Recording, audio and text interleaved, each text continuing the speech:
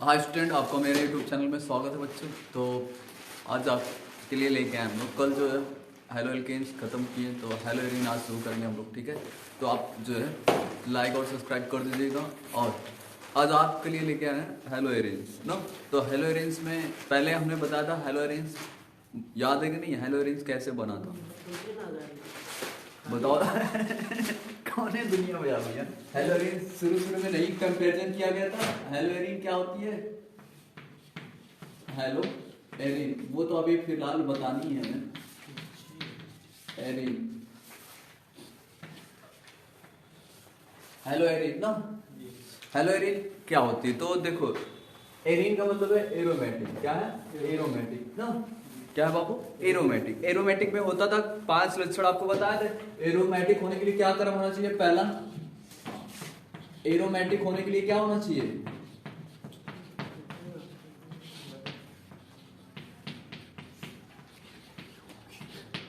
Aromatic यौगिक कब कह सकते हो? पहला लक्षण है कि अगर उसके पास वलय हो। पहली शर्त क्या है? वलय होनी चाहिए। एरोमेटिक यौगिक होने के लिए सबसे पहले क्या होनी चाहिए? वलय होना चाहिए। उस वलय में जो, देखो, उस वलय में जो संकरण होना चाहिए, जैसे sp और sp2 और sp3, वो कैसा होना चाहिए? क्रमागत होना चाहिए। कैसा होना चाहिए? क्रमागत। इसका मतलब क्या हुआ कि अगर पहले सिंगल बॉन्ड या डबल बॉन्ड आ जा रहा है, ठीक है, पहले क्या आ जा रहा है? डबल बॉन्ड आ जा रहा है। अगर डबल बॉन्ड से हम गिन रहे हैं ना, या फिर उसके बाद क्या आना चाहिए? Single bond. फिर क्या आना चाहिए? Double bond. और ये कैसा आना चाहिए? कॉन्टिन्यूअस आना चाहिए। अब याद आया? ये कैसा होना चाहिए? कॉन्टिन्यूअस होना चाहिए, लगातार होना चाहिए, क्रम से ना, एक ऑर्डर में होना चाहिए, ठीक। फिर पाई बॉन्ड इसी को बोलते हैं, क्या बोलते हैं? Pi bond. फिर सिग्मा बॉन्ड, फिर पाई बॉन्ड। ये भी क्रम से होना चाहिए। अगर देखो एक डबल बॉन्ड है, ठीक, और फिर एक अगर प्लस या माइनस आ जाए तो भी ये क्या रहेगा? एरोमेटिक रहेगा ना, एरोमेटिक स्ट्रक्चर दिखाएगा। बात समझ में आई? अब देखो, इतने का मतलब है कि पहले सबसे पहले एक वलय ले लेते हैं। देखो ये क्या है? साइक्लोब्यूटेन है। क्या है? साइक्लोब्यूटेन। अगर हम यहाँ डबल बॉन्ड लगा दें और यहाँ, तो देख रहे हो डबल बॉन्ड से गिन रहे हैं। ये डबल बॉन्ड, फिर ये सिंगल बॉन्ड, फिर डबल बॉन्ड, फिर सिंगल बॉन्ड, फिर डबल बॉन्ड। तो ये क्रम बन रहा है ना, एक क्या बन रहा है? क्रम बन रहा है। इसका मतलब कि कौन सा कंपाउंड होगा? एरोमेटिक होगा। कैसा होगा? एरोमेटिक। फिर इसी तरह से आपका अगर पेंटेन, साइक्लोपेंटेन को चेक करें, आप देखो ये आपका साइक्लोप्रोपेन है, आपको पेंटेन बनाना है ना, तो एक काम करिए, पेंटेन बनाने के लिए यहां से या कर दीजिए इसको, ठीक है। अब देखिए कितने कार्बन? एक कार्बन, दो कार्बन, 3, 4, 5 कार्बन हो गए। एक यहाँ डबल बॉन्ड लगा दिया, ठीक, एक यहां लगा दिए, ठीक। अब देखो यहाँ पाई बॉन्ड आया, फिर यहाँ सिग्मा, फिर यहाँ पाई, फिर यहाँ सिग्मा, फिर सिग्मा। देखो पाई सिग्मा, यहां तक तो क्रम चला, लेकिन फिर क्या हो जा रहा है? सिग्मा, मतलब दो बॉन्ड सेम हो जा रहे हैं ना, तो ये एरोमेटिक नहीं है। एरोमेटिक नहीं। तो हमारा एरोमेटिक केवल दो ही है। 1 से लेके 6 के बीच में कितने हैं? केवल 2। एक देखो साइक्लोहेक्सेन, अगर इसमें डबल बॉन्ड लगाएं तो ये क्रम से बनता है। देखो pi bond, sigma bond, pi bond, फिर सिग्मा बॉन्ड, फिर पाई बॉन्ड, फिर सिग्मा बॉन्ड। तो ये क्रम चल रहा है इनका। देखो क्रम चल रहा है ना। तो देखो ये क्या हो गया? एरोमेटिक। और ये एरिन्स है। अब हमें क्या बनाना है? हेलो एरिन्स बनानी है। क्या बनानी है? Hello arenes. तो हेलो एरिन्स देखो, ये आपकी एरिन हो गई। क्या हो गई बाबू? एरिन। ये आपकी क्या हो गई? एरिन हो गई ना। अब इसी में हम एक हाइड्रोजन कहीं लगा दें, कहीं भी, इसकी कहीं भी पोजीशन पे एक हाइड्रोजन लगा दें, तो हाइड्रोजन में क्या क्या आएगा आपका? देखो Cl आएगा, Br और I। अगर हम इनमें से कोई एक लगा दें तो जो हमारा कंपाउंड्स होगा वो कैसा कहलाएगा? हेलो एरिन्स कहलाएगा। क्या कहलाएगा? हेलो एरिन्स, ठीक। अब इसका क्लासिफिकेशन कर लेते हैं, क्योंकि ये सारी चीजें आपको फर्स्ट वीडियो में बताई गई और उस तरह से भी बताया गया था ना फर्स्ट डे में, ठीक। तो ये देखो एरोमेटिक के लक्षण है, इसको नोट कर लो अगर नोट करना चाह रहे हो तो। एरोमेटिक कंपाउंड के लक्षण, मतलब क्या लक्षण होना चाहिए ना। पहला शर्त है कि वलय होनी चाहिए, ठीक, और इनमें से कोई एक क्रम फॉलो करे, कोई एक करे, पांचों नहीं, कोई एक करे, ठीक है।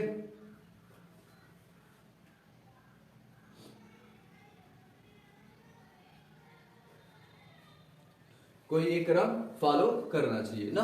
तो ये एरोमेटिक नहीं है और ये एरोमेटिक है, ये भी क्या है, एरोमेटिक है आपका, ठीक है, बट ये नहीं है, ठीक।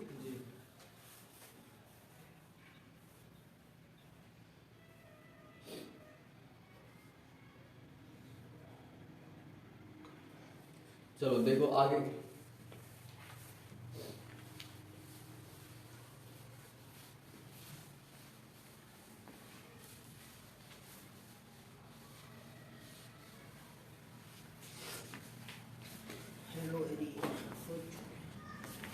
इसका वर्गीकरण कर देते हैं, क्लासिफिकेशन, वर्गीकरण। देखो वर्गीकरण में क्या होगा कि एरियंस को हम केवल, देखो इसमें तो कार्बन के अन्य सदस्य होंगे नहीं, बस क्या होगा कि इसको जो है हम क्या करेंगे, वर्गीकरण कार्बन के, बल्कि किसके हिसाब से करेंगे, इसका वर्गीकरण जो है क्लोरीन या हेलो एल्केन की सहायता से करेंगे ना। मतलब इनका वर्गीकरण हम किसकी सहायता से करेंगे, हेलो एल्केन की साथ, हेलोजन के हिसाब से, किसके हिसाब से, हेलोजन के हिसाब से ना, हेलोजन के अनुसार। देखो हेलोजन के अनुसार क्या होगा कि अगर एक बेंजीन है, ठीक है, तो ये क्या कहलाएगी आपकी, एरेंज कहलाएगी, क्या कहलाएगी, एरेंज। अब इसी एरेंज में अगर हमने एक हेलोजन लगाया, ठीक है, तो ये क्या हो गया, मोनो हेलो एरेन, क्या हो गया बाबू, मोनो हेलो एरेन, क्या हो गया, मोनो हेलो एरेन ना। फिर अगर हम इसी में क्या कर दिए, दो हेलोजन लगा दिए, क्या कर दिए, दो, चाहे वो एक ही जगह पे लगाओ, चाहे अलग अलग दो जगहों पे लगा दो, ठीक है, चाहे एक ही जगह पे लगाओ, चाहे दो जगह पे अलग अलग लगा दो, समझ में आई बात। तो ऐसे में क्या आएगा आपका, एक ही जगह पे नहीं बल्कि दो अलग अलग जगहों पे रहेगा। तो इसमें देखो कितने हेलोजन है, एक हेलोजन ये, दूसरा ये, तो ये क्या हो जाएगा, डाई हेलो एरीन, क्या हो जाएगा, डाई हेलो एरीन। ट्राई में क्या होगा, तीन, क्या हो जाएंगे बाबू,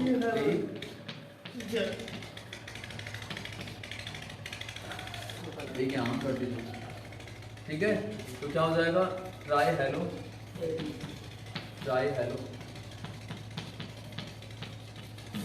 एरिन ना, क्या हो जाएगा, ट्राई हेलो एरिन।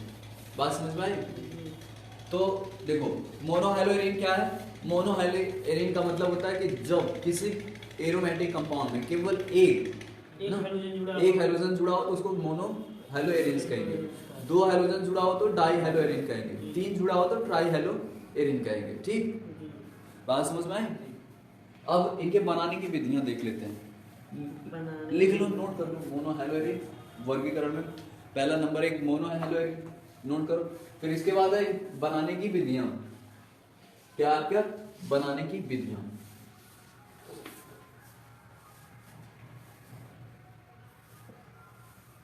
नोट कर लो बुक्स तो।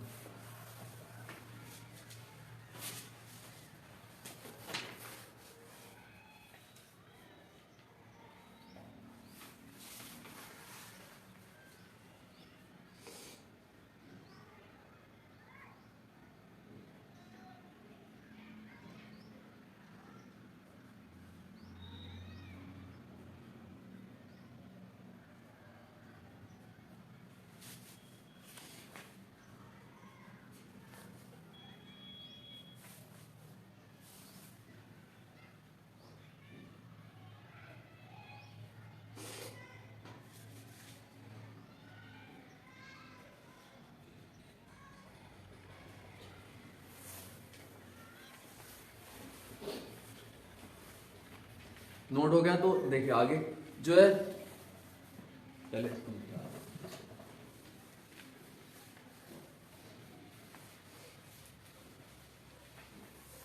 चलो नोट हो गया तो देखते ना। तो जो हमारा क्या है, हेलो एरिन बनाने की विधियां, पहले है देखो दो विधि आपकी बुक्स में एनसीईआरटी के दिए।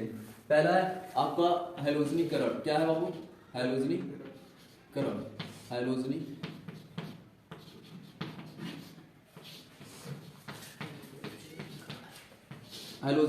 दूसरा है सेंड मायर रिएक्शन, कौन सी रिएक्शन? सेंड मायर अक्रिया।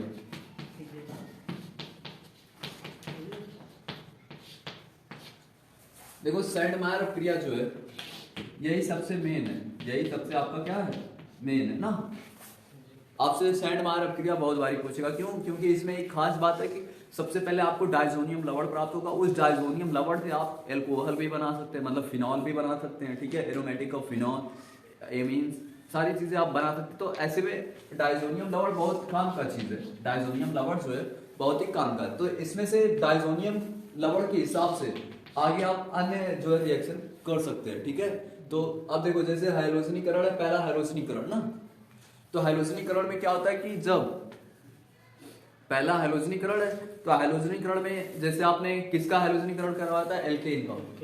तो एल्केन के हाइड्रोजनीकरण में क्या हुआ था कि आपने मीथेन गैस लिया था और उसकी जगह पे आप देखो X2 लिया, ठीक है, और ये कैसा था? H न्यू था, क्या था बाबू? H न्यू ना, मतलब सूर्य की उपस्थिति में। बट इसमें उल्टा होगा, अभी आप जो है हेलो एरिन किस आप एरिन लेंगे पहले, ठीक है, जैसे एरिन में आपने टॉलुइन ले लिया, क्या ले लिया? टॉलुइन, ठीक है, और आप हाइड्रोजन से क्रिया कराएंगे, किससे क्रिया कराएंगे? हाइड्रोजन से, ठीक है। बट अब की बार देखो उत्प्रेरक क्या रहेगा आपका? Fe रहेगा, और ये किस में होगा? अंधेरे में होगा, किसमें होगा? अंधेरे में ना। बात समझ में? इन दोनों में अंतर क्या है? इनके हाइड्रोजनीकरण में, इनके हाइड्रोजनीकरण में अंतर ये प्रकाश की उपस्थिति में होगा, जबकि ये प्रकाश की उपस्थिति में नहीं होगा ना, मतलब ये प्रकाश की उपस्थिति नहीं रहनी चाहिए, ठीक है, अंधेरे में। बात समझ में आई? तो देखो जब आप हाइड्रोजन की क्रिया कराओगे तो क्या होगा कि आपका एक जो है क्या मिलेगा बाबू? आर, देखो ये आपका टॉलुइन कहाँ जुड़ा हुआ है? अगर मान लो टॉलुइन यहाँ CH3, आपका जहां क्रियात्मक समूह जुड़ेगा ना, जैसे यहाँ जुड़ा है तो यहाँ से माना जाएगा, अगर यहाँ जोड़ दिया आपने यहाँ से माना जाएगा। तो इसका जो आर्थो और जो मेटा पोजीशन है, एक देखो आर्थो क्या मिलेगा आपको? आर्थो क्या जोड़े हो आप? यक्स जोड़े हो ना, हाइड्रोजन, तो आपको क्या मिलेगा? एक आर्थो हाइड्रोजन मिलेगा, ठीक है। फिर दूसरा प्रोडक्ट आपको क्या मिलेगा? देखो अब दूसरा प्रोडक्ट आपको एक पैरा पे मिलेगा, ये आपको जो है आर CH3, फिर ये सॉरी इसका जो आर यहाँ अगर ये जुड़ा रहेगा तभी इसका जो है पैरा कहाँ आएगा? यहाँ आएगा, देखो आर्थो मेटा पैरा, तो यहाँ क्या मिलेगा आपको? हाइड्रोजन, ठीक। तो देखो अब दो आपको प्रोडक्ट मिल रहे हैं, तो इसमें से कौन मेन होगा ना, और इनको अलग कैसे करेंगे? तो देखो एक है ये पॉजिटिव है, मेथिल हमने बताया पॉजिटिव है, ये निगेटिव है ना, और ये दोनों के बीच की दूरी कम है कि ज्यादा है? कम है। तो ये अस्थायी रहेंगे? नहीं रहेंगे ना, इसका मतलब इनका क्वथनांक भी बदल जाएगा। क्या होगा? क्वथनांक बदल जाएगा। और ये देखो इनके बीच की दूरी ज्यादा है, इनके बीच की दूरी ज्यादा है, तो ध्रुवता किसके बीच कम होगी? इनके बीच में। आपने ध्रुवता द्विध्रुव आघूर्ण क्या पढ़ा है कि आवेश गुणे लंबाई, आवेश गुणे लंबाई। ये देखो पॉजिटिव, ये निगेटिव, इनके बीच में दूरी काफी है और ये सिमेट्रिकल भी है। अगर बीच से काटे तो देखेंगे कि दोनों का ग्रुप जो है एकदम सेम लेके निकल रहा है ना, सेम है कि नहीं। लेकिन इसको काटेंगे तो तब या इधर से ही काट दो ना, तो ये देख रहे हो कि दोनों क्रियात्मक समूह कहाँ चले जा रहे हैं? एक ही तरफ चले जा रहे हैं ना। तो ऐसे में ये सिमेट्रिकल नहीं है, ये कैसा है? सिमेट्रिकल है। और दूसरी कारण ये है कि इनके बीच की दूरी भी बढ़ गई है, जिससे द्विध्रुव आघूर्ण भी कम होगा, तो ये अस्थायी हो जाएगा, ये अस्थायी होगा। जब अस्थायी होगा तो ये जल्दी से उबल जाएगा और ये लेट उबलेगा। तो इसका मतलब हम इसको कैसे अलग कर सकते हैं? हैलोजनीकरण नहीं भैया, इनको गर्म करोगे तो इसका क्वथनांक अलग है, इसका क्वथनांक अलग है ना, तो कौन पहले उबल जाएगा? ये उबल के अलग हो जाएगा और ये उसी में पड़ा रहे, तो इनको अलग करना आसान होता है ना, क्योंकि इनके बीच का क्वथनांक क्या होता है? अलग अलग होता है ना। तो ये देखो अल्प मात्रा में मिलेगा और ये क्या होगा? मुख्य होगा आपका। क्या होगा? मुख्य। मतलब आप मिलेगा तो दोनों, लेकिन आपका मेन प्रोडक्ट क्या माना जाएगा? पैरा हेलो एरिन ना, बात समझ में आए? या टॉलुइन भी इसको बोलते हैं, क्या बोलते हैं? टॉलुइन। जब CH3 जुड़ा रहेगा तो टॉलुइन ना। बात समझ में आई? अब ये नोट करो। तो नोट हो गया। आप देखते हैं सैंड मायर क्रिया ना। सैंड मायर क्रिया में आपके बुक में दिया है कि अगर आपने देखो प्राथमिक एमीन ले, ठीक है, प्राथमिक एमीन ले, प्राथमिक एमीन देखो क्या होता है कि प्राथमिक एमीन आपका कैसे बनता है। तो बेंजीन की क्रिया, ठीक है, बेंजीन की क्रिया देखो, बेंजीन की क्रिया जब अमोनिया से कराते हैं, ठीक है, किससे कराते हैं? अमोनिया से। बेंजीन की क्रिया जब अमोनिया से कराओगे तो आपको प्राथमिक एमीन मिलेगा। क्या मिलेगा बच्चों? प्राथमिक एमीन। और ये जब ये प्राथमिक एमीन हमें मिल जाएगा, ठीक है, ये ध्यान रखना जो सेकेंडरी ये प्राथमिक एमीन है, अगर यहीं से, ठीक है, एक और बेंजीन आपने जोड़ दी इसी नाइट्रोजन से, ठीक है, AR कर देते हैं ना, तो ये द्वितीयक एमीन हो जाएगा। तो इससे डायजोनियम लवण आपका नहीं बनेगा, ठीक है। डायजोनियम लवण बनता किससे? केवल प्राइमरी एल्केन से, प्राइमरी एमीन से। किससे बनता है? प्राइमरी एमीन से, ना तो सेकेंडरी एमीन से और ना ही टर्सरी एमीन से। तो बनेगा किससे? वो प्राइमरी एमीन से ना। तो जब प्राइमरी एमीन से बन रहा है, ठीक है, तो देखो सैंड मायर क्रिया क्या कहती है कि सैंड मायर क्रिया कहती है कि अगर हम प्राथमिक एमीन को, ठीक है, सोडियम नाइट्राइड तथा खनिज अम्लों के साथ गर्म करते हैं, ठीक है, तो हमें डायजोनियम लवण प्राप्त होता है। क्या प्राप्त होता है? डायजोनियम लवण। उस डायजोनियम लवण की क्रिया केवल 2 हाइड्रोजन से, देखो इससे हम केवल क्लोरीन और ब्रोमीन से क्रिया अगर केवल 2 हाइड्रोजन से करा सकते हैं, ना कि देखो फ्लोरो और आइडो इसके में नहीं आती, सैंड मायर क्रिया में नहीं आती। वो कहते हैं कि अगर हम क्लोरो और ब्रोमो बेंजीन प्राप्त करना चाहते हैं, ठीक है, तो उनकी क्रिया हम क्या करा देंगे? क्लोरो या ब्रोमो से कराएंगे ना आगे, ठीक। तो सैंड मायर क्रिया क्या कहती है? सबसे पहले वो कहते हैं कि हमें क्या चाहिए? सोडियम नाइट्राइड चाहिए, ठीक है, सोडियम नाइट्राइड, और खनिज लवण चाहिए, खनिज अम्ल चाहिए, खनिज अम्ल। खनिज अम्ल में HCl चाहे ले लीजिए चाहे H2SO4 ले लीजिए, ठीक है, बात सेम है। अब देखिए ये दोनों जब रिएक्ट करते हैं तो ये बनाते हैं NaCl बनाते हैं। क्या बनाते हैं? नाइट्रस अम्ल बनाते हैं। क्या बनाते हैं? नाइट्रस अम्ल। देखो सोडियम नाइट्राइड और HCl को, ठीक है, एक साथ गर्म करते हैं, ठीक है, तो ये क्या बनाते हैं? नाइट्रस अम्ल बनाते हैं। और इसी नाइट्रस अम्ल की उपस्थिति में जब इसको गर्म करते हैं, ठीक है, आगे ये डायजोनियम लवण देता है। क्या देता है बाबू? डायजोनियम लवण। क्या देता है आपका? डायजोनियम लवण। ये डायजोनियम आपका लवण देगा। क्या देगा? डायजोनियम लवण।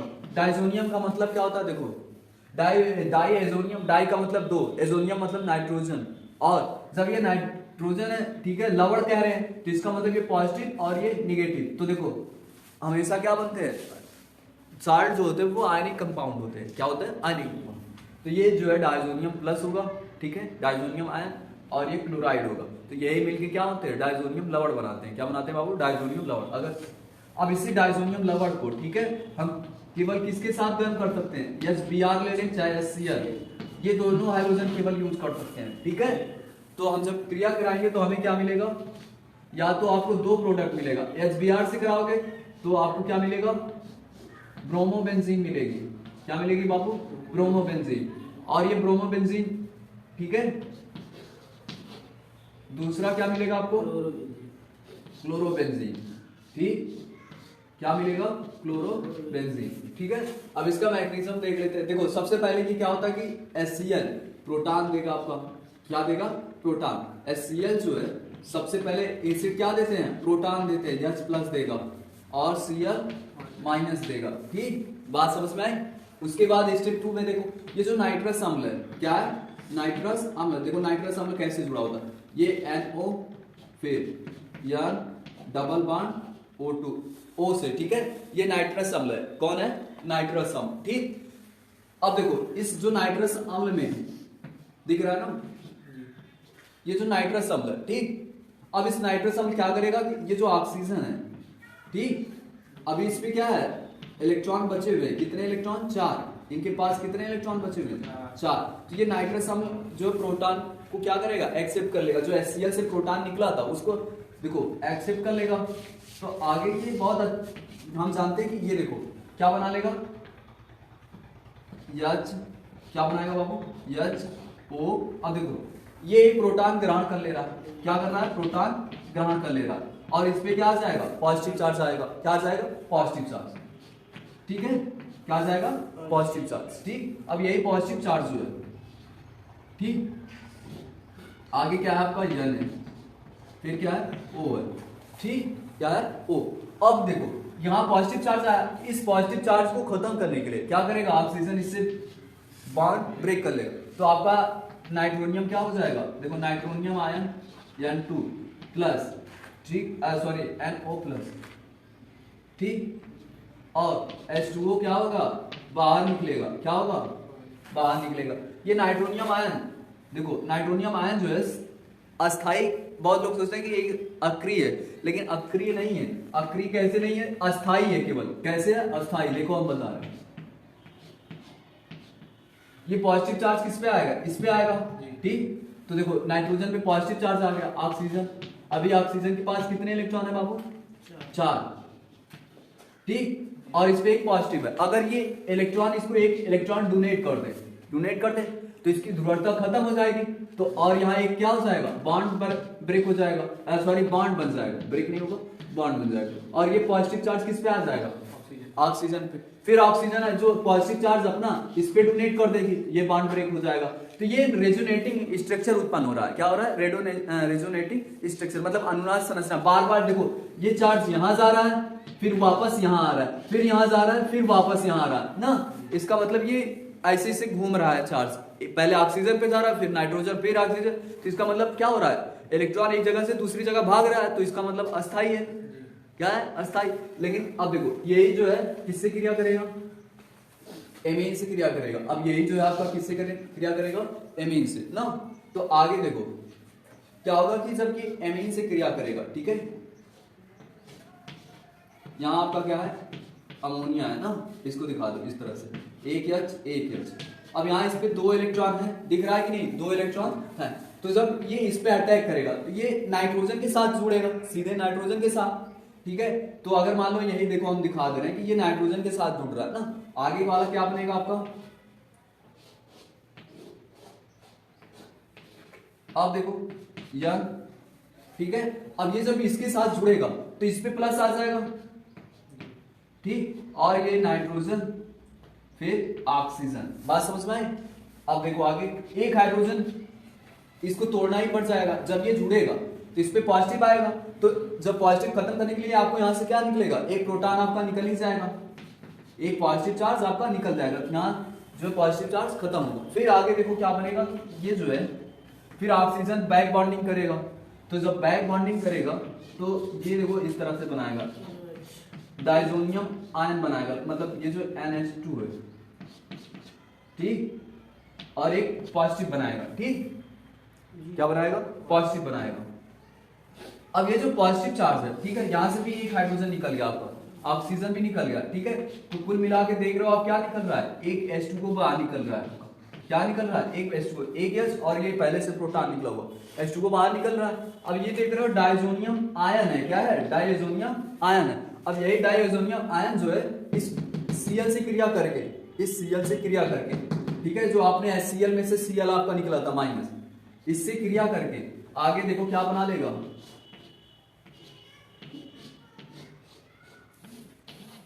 N कितने हैं, 2 हैं, 2 है, फिर Cl है, क्या है, N2Cl। तो देखो आपको क्या मिल गया, डायजोनियम साल्ट मिल गया, डायजोनियम साल्ट। अब यही डायजोनियम साल्ट जो है आगे जब हम SBr से क्रिया कराएंगे, और किससे कराएंगे, HCl से ना, तो ये अभिक्रिया सैंडमायर कराएंगे, तो हमें क्या मिलेगा, ब्रोमोबेंजीन और क्लोरोबेंजीन। तो 2 केवल यूज करते हैं, 2 हाइड्रोजन, याद रखना, ठीक है, सैंडमायर में क्या करते हैं, 2। अगर आपको आइडो बनाना है, ठीक है, तो आप इसकी जगह पे HBr की जगह पे Ki यूज करेंगे, क्या यूज करेंगे, और ये सैंडमायर अभिक्रिया नहीं कहलाती, बात समझ में आई, ये ध्यान रखना, सैंडमायर अभिक्रिया में कितने हाइड्रोजन आते हैं, केवल 2, ठीक, तो नोट करो। और जो है गाइस अब यही फिर कल जो है फिजिकल प्रॉपर्टी आपको बताई जाएगी, ठीक है, तो लाइक और सब्सक्राइब करते रहिए।